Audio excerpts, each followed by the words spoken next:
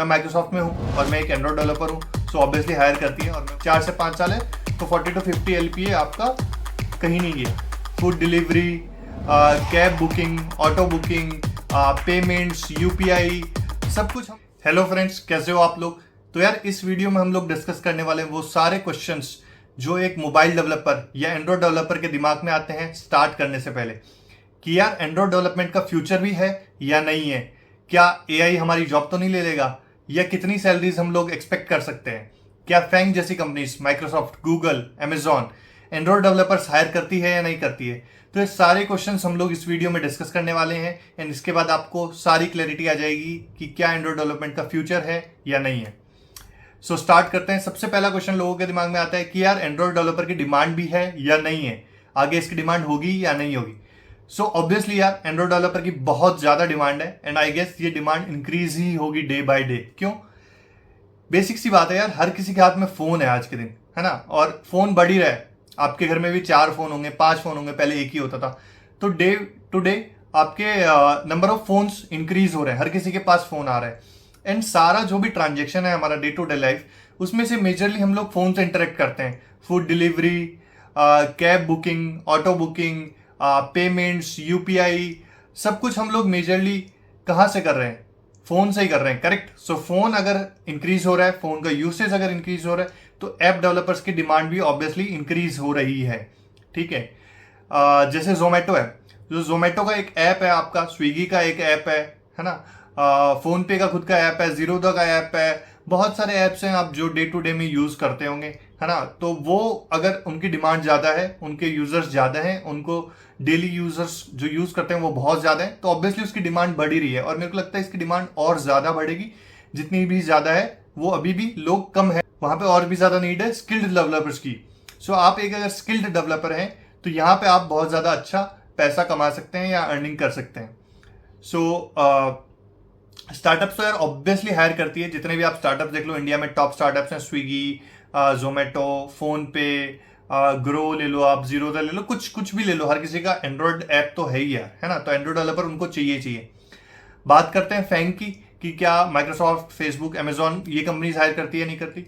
So obviously यार करती है। मैं माइक्रोसॉफ्ट में हूँ और मैं एक एंड्रॉइड डेवलपर हूँ, सो ऑब्वियसली हायर करती है और मैं वहां वर्क करता हूँ as an Android developer only. क्यों? क्योंकि माइक्रोसॉफ्ट के भी बहुत सारे एंड्रॉइड ऐप्स हैं, आप प्ले स्टोर पे जाके देखिए, उनका वर्ड का पूरा है, पावर पॉइंट है, ऑफिस है, उनका एक खुद का माइक्रोसॉफ्ट लेंस है, PDF वाले ऐप्स हैं, बहुत सारे ऐप्स हैं, उनका खुद का लॉन्चर है, ऐसे बहुत सारे ऐप्स हैं। तो जितने ज्यादा एंड्रॉइड ऐप्स हैं ऑब्वियसली उनको नीड है एंड्रॉइड डेवलपर्स की। ठीक है। गूगल के खुद के ऐप्स हैं, प्ले स्टोर है, यूट्यूब है, स्नैपसीड है और बहुत सारे, मतलब प्ले स्टोर पे आप जाके देखेंगे तो बहुत सारे ऐप्स आपको मिलेंगे, खुद प्ले स्टोर है। ठीक है।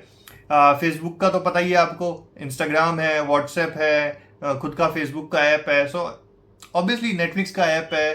तो जितने भी ऐप्स हैं ऑब्वियसली इनका यूसेज भी बहुत ज्यादा है, लोग बहुत ज्यादा यूज करते हैं, तो ऑब्वियसली एंड्रॉइड डेवलपर्स वहां पे नीड है। ठीक है। सो ये बात क्लियर रखो अपने दिमाग में कि डिमांड का कोई इशू नहीं है। स्टार्टअप से लेकर बड़ी से बड़ी कंपनी भी एंड्रॉइड या iOS या mobile developer in general hire करती ही करती है। ठीक है। अब लोगों को डाउट आता है कि यार सैलरी, क्या बैकएंड से सैलरी कम है, क्या वेब डेवलपर से सैलरी कम है? सो यार ऐसा कुछ नहीं है। आप एक सॉफ्टवेयर डेवलपर हो, ना कि आप एंड्रॉइड डेवलपर हो। इन जनरिक मतलब सॉफ्टवेयर डेवलपर की कैटेगरी में आते हो, सो लगभग सैलरी की रेंज सेम है, चाहे आप बैकएंड हो या फ्रंट एंड हो। थोड़ा सा आप एंड्रॉइड में देखें तो हो सकता है कई बार आपको पॉसिबिलिटी हो कि आपको कुछ ज्यादा ही मिले बैकएंड से। क्यों? क्योंकि वहां पे बहुत क्लटर्ड मार्केट है ना। बैकएंड में बहुत सारे लोग घुस चुके हैं, फ्रंट एंड में आप देखें वेब डेवलपमेंट में बहुत सारे लोग हैं, एंड्रॉइड में स्टिल लोग कम है और डिमांड ज्यादा है और बढ़ने वाली है। सो सप्लाई मतलब उसकी कम है, तो ऑब्वियसली यहाँ पे आपको हो सकता है कि थोड़ी सैलरी ज्यादा मिले। ठीक है। तो सैलरी की कोई दिक्कत नहीं है। आप इन जनरल अगर मान के चलो तो आपको अगर 1 ईयर एक्सपीरियंस है तो 10 to 15, 2 ईयर्स ऑफ एक्सपीरियंस है तो आपको 20 to 25 LPA इजीली मिल सकता है। ऐसे ही 3 ईयर्स है तो 30 to 35 मान लो, 4 से 5 साल है तो 40 to 50 LPA आपका कहीं नहीं गया। ठीक है। सो सैलरी की कोई दिक्कत नहीं है अगर आप एक स्किल्ड डेवलपर है तो। ठीक है। अब मेन बात आती है कि यार लोगों के मन में आता है कि AI, क्या AI हमारी जॉब ले लेगा, क्या एंड्रॉइड डेवलपर्स की नीड खत्म हो जाएगी? सो यार ऐसा कुछ नहीं है अभी के लिए। फिलहाल AI आने वाला है, आने वाला क्या, आ ही रहा है, बट एंड्रॉयड और एआई दोनों मेरे को लगता है पैरेलल में चलेंगे, है ना। सो एआई का यूज करके ही एंड्रॉयड ऐप्स मतलब आगे और ज्यादा इनोवेटिव बन सकते हैं, है ना। आपको इंस्टाग्राम में कुछ एआई लगाना है, आपको यूट्यूब में कुछ एआई लगाना है, किसी भी चीज में एआई लगाना है, तो एआई का अलग कॉन्सेप्ट है, बट एंड्रॉयड ऐप तो उसके लिए चाहिए ना, एंड्रॉयड ऐप तो बनाना ही पड़ेगा। सो एंड्रॉयड ऐप रहेगा मार्केट में और एआई भी रहेगा, दोनों लेकिन साथ में पैरेलल टू ईच अदर चलेंगे, एक दूसरे के साथ में। ऐसा नहीं कि दोनों एआई आया तो एंड्रॉयड डेवलपर का मार्केट खत्म हो गया। सो ऐसा कुछ भी नहीं है। सो उसमें घबराने की कोई जरूरत नहीं है। आप एआई के बारे में थोड़ा जानिए, थोड़ा पढ़िए, थोड़ा पता कीजिए, बट हाँ इससे कोई डरने की बात नहीं है, ठीक है। अब यार मेन सवाल आता है लोगों का कि हम क्या लें, एंड्रॉयड लें, iOS लें, फ्लटर सीखें, रिएक्ट नेटिव सीखें, कॉटलिन सीखें, क्या सीखें, इतनी सारी चीजें हैं। सो यार बेसिक सी दो चीजों में डिवाइडेड है, एंड्रॉयड डेवलपर, iOS डेवलपर, ठीक है। वो आपके ऊपर डिपेंड करता है कि आपको कौन सा इंटरेस्ट है, कि कौन सा लेना है, बट इजी टू परस्यू है एंड्रॉयड, क्योंकि रीजन है उसका कि एंड्रॉयड डिवाइस और विंडोज का पीसी हर किसी के पास लगभग होता है आजकल। बट iOS में आप जाओगे तो दिक्कत है कि उसके लिए आईफोन चाहिए डेवलपमेंट के लिए और मैकबुक चाहिए, ठीक है। सो वो डिपेंड करता है कि अगर आपके पास रिसोर्सेज हैं तो क्यों नहीं, ठीक है। एंड्रॉयड में आप बात करेंगे तो एंड्रॉयड में है मेन लैंग्वेजेस है कॉटलिन और जावा, ठीक है। जावा थोड़ी सी ओल्ड लैंग्वेज है, अभी भी बहुत सारे कोड बेसेस हैं जो जावा में, बट मैक्सिमम कंपनीज ने कॉटलिन में अपना कोड माइग्रेट कर लिया है, and future is the Kotlin for Android developer. So आपको अगर अभी एंड्रॉयड डेवलपमेंट स्टार्ट करना है तो आई प्रेफर कि आप कॉटलिन से ही स्टार्ट करें, ठीक है। जावा पे मत जाइए, कॉटलिन से ही स्टार्ट करिए, ठीक है। एंड्रॉयड में और बहुत चीजें आ गई है आजकल। यूआई के लिए पहले XML यूज होता था, अब जेटपैक कंपोज यूज होता है। आप डिजाइन पैटर्न्स पढ़िए, को रूटीन्स पढ़िए, रूम के बारे में पढ़िए, लाइफ साइकिल पढ़िए, और भी जितनी भी चीजें वो पढ़िए। नई नई चीजें एंड्रॉयड में आती रहती है, तो उनके बारे में अप टू डेट रहिए कि क्या नया मार्केट में आ रहा है। सिंपल सा ट्रिक है, ठीक है। सिमिलरली अगर आप iOS में जाते हैं तो आपके लिए स्विफ्ट एक ऑप्शन है, ऑब्जेक्टिव सी भी एक ऑप्शन है। ऑब्जेक्टिव सी थोड़ा पुराना है, स्विफ्ट आजकल नए लोग स्विफ्ट यूज कर रहे हैं, तो स्विफ्ट के साथ आप लोग जा सकते हैं। एक और एंगल आता है कि यार हाइब्रिड एप्स का। सो इसमें क्या है कि आपको एंड्रॉयड और iOS का कोड बेस अलग अलग नहीं लिखना, ठीक है। एंड्रॉयड का कोड अलग नहीं लिखना पड़ेगा, iOS का कोड अलग नहीं लिखना पड़ेगा। एक कॉमन फ्रेमवर्क में आप लिख सकते हैं, जिससे आप मल्टी प्लेटफॉर्म उस सेम कोड से मल्टी प्लेटफॉर्म एप्स बना सकते हैं, यानी जो iOS पे भी चलेगी और एंड्रॉयड पे भी चलेगी। तो उनके लिए जो फेमस है सबसे ज्यादा वो है फ्लटर और रिएक्ट नेटिव। सो उसका यार थोड़ा सा मतलब प्रोज एंड कॉन्स दोनों ही है। थोड़ा सा प्रो ये है कि भाई आप एक ही कोड बेस लिखेंगे तो इजीली आप मल्टीपल प्लेटफॉर्म्स को सपोर्ट कर सकते हैं, तो आपको टीम कम चाहिए, है ना। एक ही बंदा दो चीजों का काम कर सकता है। आपके बग्स के चांसेस कम है कि एक जगह आपने सॉल्व किया एंड्रॉइड में तो iOS में भी सॉल्व हो जाएगा। सो इस तरह के प्रोज हैं, बट कॉन्स भी क्या है कि जो नेटिव फंक्शंस है, लाइक कि एंड्रॉइड का जो नेटिव कैपेबिलिटीज है, नेटिव एपीआईज है, iOS की कुछ अपनी नेटिव कैपेबिलिटीज होगी, वो सब आपको कई बार नहीं मिलती इन फ्रेमवर्क्स में, ठीक है। सो वो एक कॉन है। तो इसलिए जो बड़ी कंपनीज है जिनका एकदम पूरा मार्केट ही एंड्रॉइड से रिलेटेड है, वो ट्राई करती है कि नेटिव डेवलपमेंट ही करें, यानी एंड्रॉइड अगर है तो कॉटलिन में ही करें, और अगर iOS है तो स्विफ्ट में ही करें। सो वो लोग प्रीफर करते हैं कि नेटिव यानी अलग अलग ही डेवलप करें। माना कि कुछ प्रोज हैं, बट ज्यादा फायदे हैं इसके कि हम अलग अलग करें। तो बड़ी कंपनीज ये प्रीफर करती है, बट छोटी कंपनीज प्रीफर करती है क्योंकि उनके पास टीम कम होती है, बैंडविड्थ कम होती है, पैसा कम होता है, तो वो लोग प्रीफर करते हैं कि हाइब्रिड हम लोग बनाएं, ठीक है।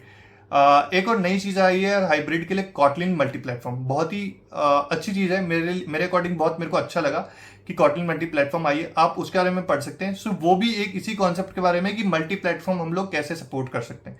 सो ये क्या बोलता है कि आपकी जो नेटिव लाइब्रेरीज है या नेटिव फंक्शन है, नेटिव एपीआईज है, फंक्शन है, वो आप आपके एंड्रॉइड अगर है तो कॉटलिन में लिखो, iOS है तो स्विफ्ट में लिखो। बट आपका जो बिजनेस लॉजिक है, जो शेयर हो सकता है दोनों के बीच में कोड, यानी सब कुछ शेयर करने की जरूरत नहीं है, यूआई कंपोनेंट शेयर करने की जरूरत नहीं है, बट जो चीजें शेयर हो सकती है लाइक बिजनेस लॉजिक, ठीक है, कि डेटाबेस के साथ कैसे इंटरेक्ट करना है, एपीआई के साथ कैसे इंटरेक्ट करना है। सो वो कॉमन कोड आप कॉटलिन में लिख सकते हैं, and then you can call native functions from the Kotlin multi platform.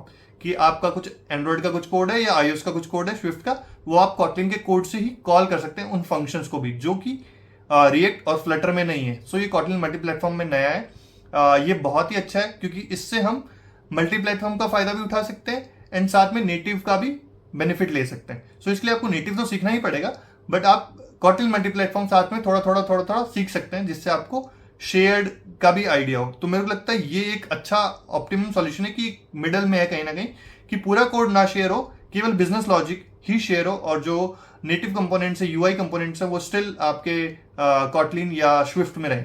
सो ये बहुत ही एक अच्छी चीज़ है, ये आप लोग ट्राई कर सकते हो। आई विल रिकमेंड कि ये, मेरे को लगता है कि ये फ्यूचर होगा। ठीक है। सो यार आई होप आपके मोस्टली डाउट्स क्लियर हो गए। सो कोई घबराने की जरूरत नहीं है, कोई डरने की जरूरत नहीं है कि इसका फ्यूचर नहीं है। एनीवेज आप सॉफ्टवेयर डेवलपर हो, आप एक स्किल सीख रहे हो। सो ये एक स्किल है एनी डे, आप किसी भी दिन, किसी भी टाइम, किसी भी स्किल से किसी भी स्किल में ट्रांजिशन कर सकते हैं। ये बहुत ईजी होता है, एक बार आप कॉन्सेप्ट समझ गए कोडिंग के कि कैसे काम करता है, क्या कॉन्सेप्ट है, तो कॉटलिन हो, स्विफ्ट हो, ये सब तो यार मतलब ठीक है, ऊपर का रैपर है, आपको बहुत टाइम नहीं लगेगा उनको सीखने में। सो कोई डरने की जरूरत नहीं है। अगर आपका एंड्रॉइड में थोड़ा भी इंटरेस्ट है या मोबाइल में थोड़ा भी इंटरेस्ट है, तो आई विल इंसिस्ट कि आप लोग मोबाइल डेवलपमेंट ट्राई कीजिए। एंड आगे आने वाले समय में बहुत डिमांड होने वाली है मोबाइल डेवलपमेंट की, क्योंकि हर हाथ में फोन है। ठीक है।